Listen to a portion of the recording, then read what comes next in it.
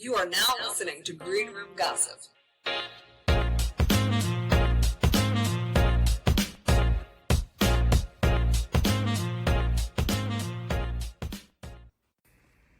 Welcome to another episode of Green Room Gossip, coming to you from the Propel Center for the Performing Arts in historically edgy downtown York, PA. This week's interview features artist and curator Jessi Hardesty. Jessi is an artist who entered the York, PA art scene through her art show, appropriately titled Beyond the Veil, and her collaboration with Marketview Arts.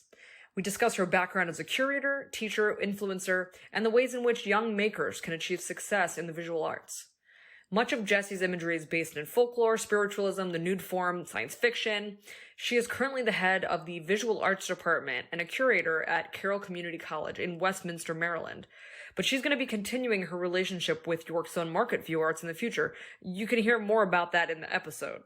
And if you don't know, Marketview Arts is located in downtown York's historic Market District. It is a hub for culture and creativity for York College and the community. Fine arts majors have the opportunity to hone their craft in the York College studios while finding inspiration in art galleries throughout the building. There are rotating art exhibitions in Gallery Hall, and they're a really great backdrop for community gatherings or private events. There's really something for everyone to enjoy at Marketview Arts. For those who are listening, we appreciate you. We appreciate all of you who have listened and followed us over the past couple years. Green Room Gossip will be taking a hiatus for the time being after this episode, but I encourage you to stay subscribed to the podcast on your preferred platform, and you'll get notifications whenever new episodes are released. That being said, I hope you enjoy this episode and it gets your creative juices flowing.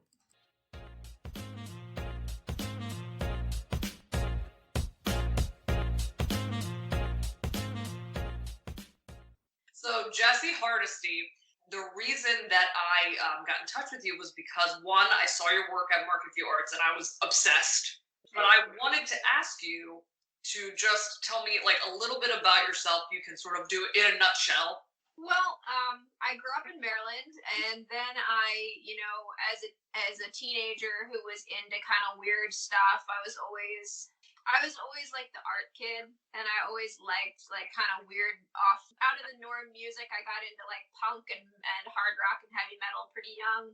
I was like the only girl that would go to the local comic book shop. Like I kind of was just a weird kid.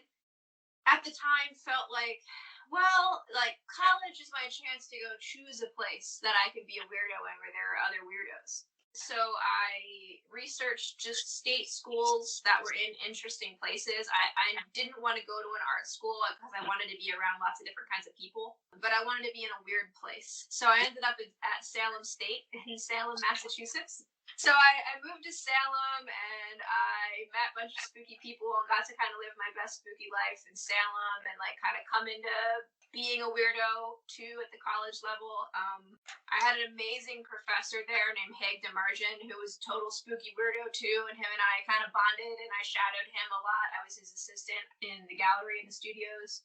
I got into graduate school at Cranbrook Academy of Art, which is just outside Detroit. So I moved to Metro Detroit and did the art grad thing. And that was kind of like being in a commune because the school was super non-traditional. And we all just lived together and we're expected to just be making art all the time. So I came out of that kind of like with whiplash almost, like tossed out into the real world of like, oh no, the real world doesn't work like this. And I just kind of made what connections I could. And I was applying to jobs like all over the country. I really wanted to work in a museum or at a college, and just dumb luck, I got a job here in Maryland. I guess I'm supposed to be back in Maryland. Like this is where I'm being called to be. This is where the good work is. And I've been teaching full time at Carroll Community in Westminster since 2015, and I worked at CCBC and McDaniel College as well, but Carroll has been my full time.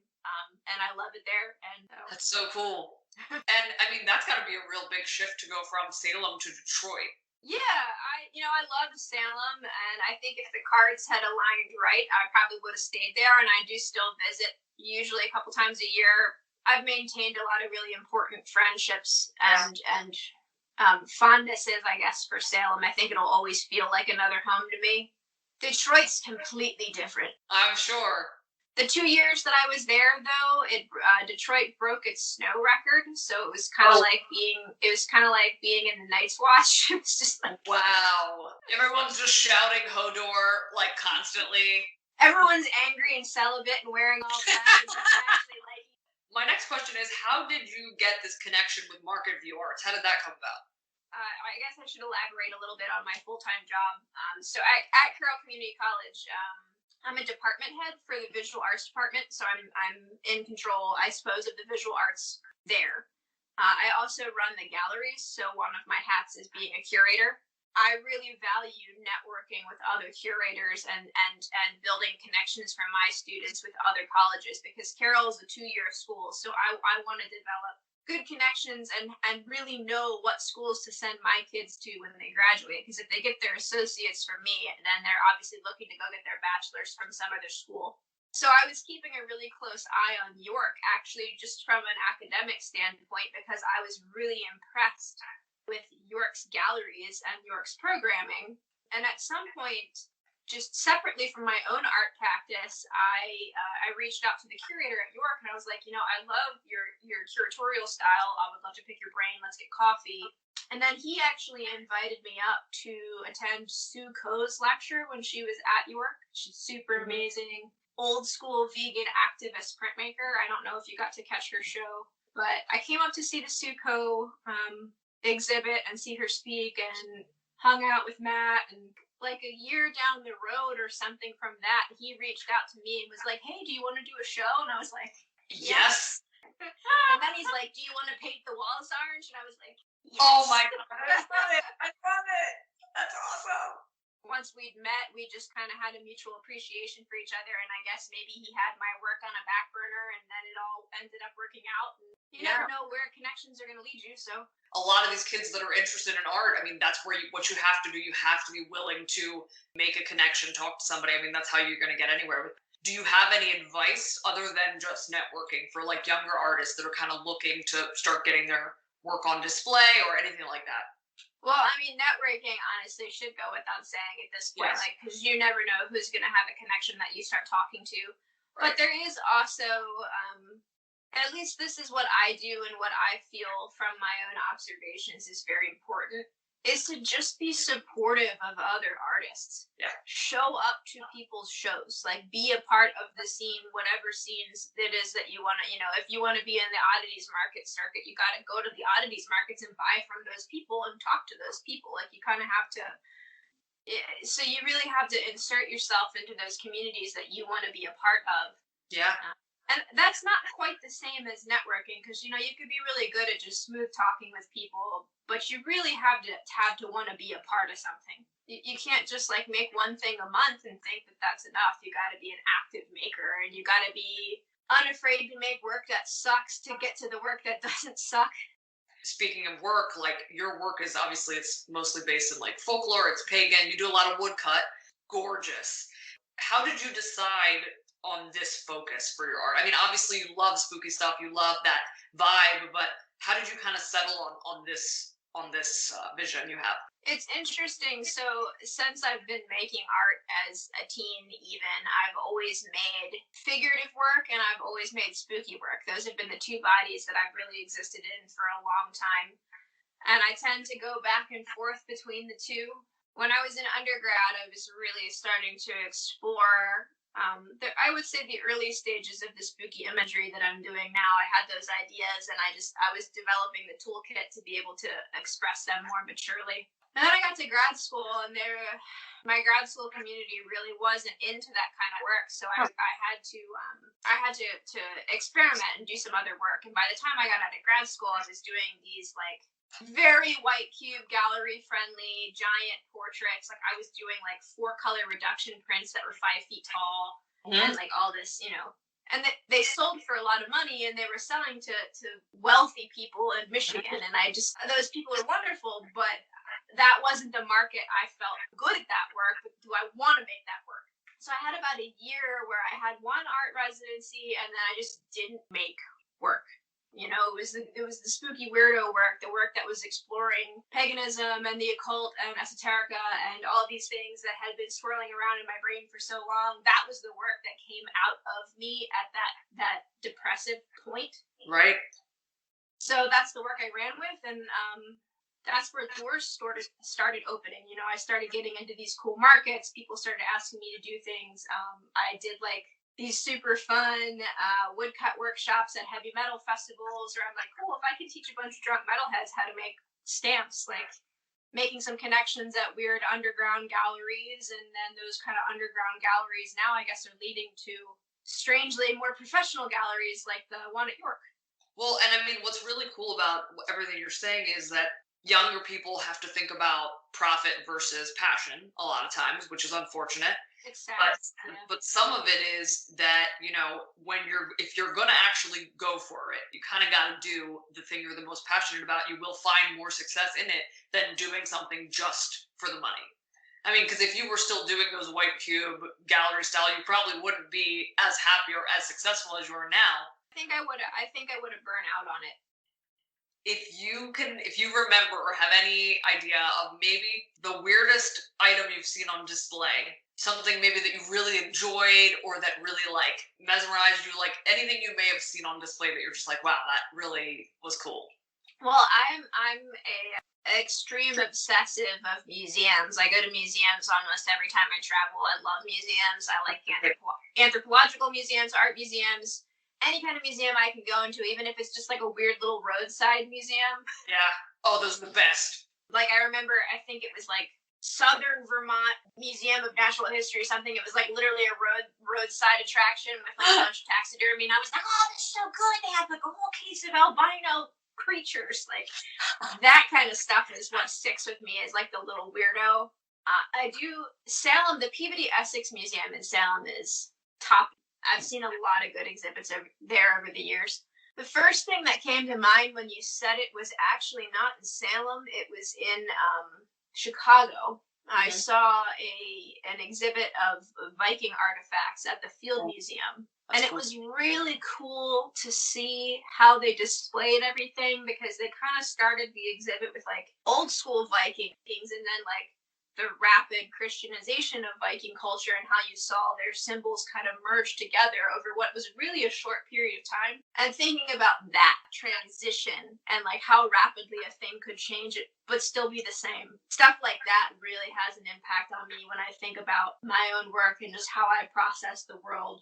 Think back to your drawings, those large portraits of those women, it sort of feels like it almost in a way feels a little bit feral. Yes. Like that sort of speaks to like Viking mentality, beautiful, kind of aggressive. Yeah, feral is definitely something, that idea of being feral, of being a wild thing, of being kind of a fae or an uncontrollable thing. That's definitely an important undertone in my work. Yeah. And I think especially the direction my work has headed, with so much of it being about communication. Like the planchettes, of course, are a staple product at this point that I maintain a low price point on, because I want everyone to be able to buy them and have a woodcut, because I feel so strongly connected to the ancient process of woodcut. But also a planchette is a symbol of longing to see what's on the other side, to know, to get input about what's coming. Like they are a really, really, really succinct symbol of communication and obsession with mortality. Can you give me a little bit of insight into, you said woodcut is this ancient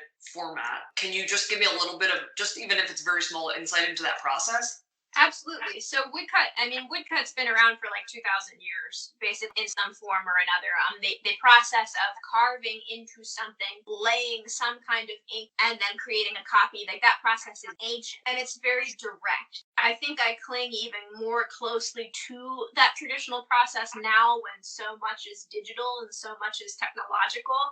I almost find some kind of ritual pleasure in doing this thing that is outdated and old, that connects me to the past before we had modern technology. So essentially with woodcut, what you do is you select a piece of wood, I guess in the Goldilocks zone, where it's not too hard and it's not too soft, kind of in that middle ground. Knives or gouges, or in some cases power tools, depending on what your methodology is, you remove material from the surface, right? So anything you don't want to be in your final drawing or your final image, you get rid of.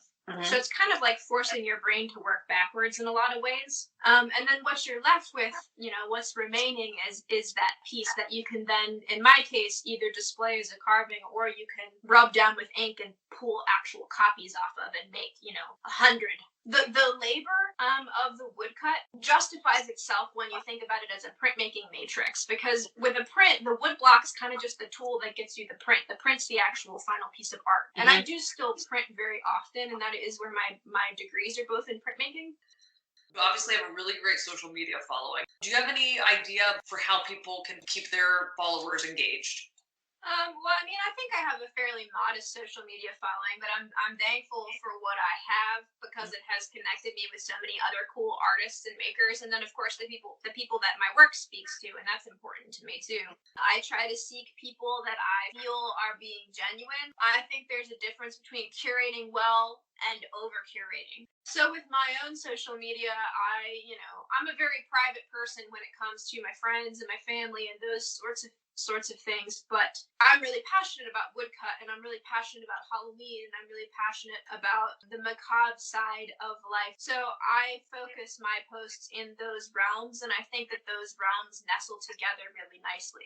Those are the sides of myself that I choose to share, and I do always remember I'm a teacher. So whenever people ask me, what wood do you use, what materials, I always make a point to respond and tell people I'm not super precious or private about my art practice. That's one aspect of myself that I'm more open about. So I think it's really just about owning in a humble, true way your identity as a creator. It's been very rewarding connecting with patrons and other creators. Like specifically, I'm thinking about Instagram, because that's where I focus my social media attention.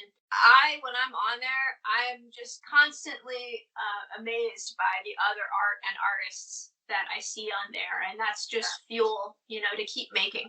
If I'm ever in a rut, I look at what my friends are doing, and I'm like, yes, she's killing it. Like, I feel inspired, I feel proud, and that reignites the fire for me. Do you have any plans to maybe do anything else at Marketview anytime soon? They do an annual high school showcase, and I think I'm going to be one of the judges for that. I love seeing the budding art. Like I like being able to be like, you should definitely go to college for this. Like, that's so cool. If you could have a superpower, what would it be and why? Oh, I could go ultra nerd with this, or I could go goofy. Dude, choose your own adventure. Goofy me is have you ever seen the movie Treasure Planet? No. It's it's Treasure Island, but in space. It's like a steampunk animated movie. Anyway, one of the pirates has this arm that's has all these spinning things on it, so he can just turn his arm into different tools. Oh my god, that's so cool. That would be really cool. That's not really quite a superpower. The super nerd in me is like, oh, I would want atomic manipulation so I could do whatever I wanted, but that's kind of not as fun. Honestly, they're both really fun. I mean, if you had both though, it would be problematic. Well, thank you so much for talking to me. I really appreciate it. I'm obviously going to link to your Instagram and your Etsy shop.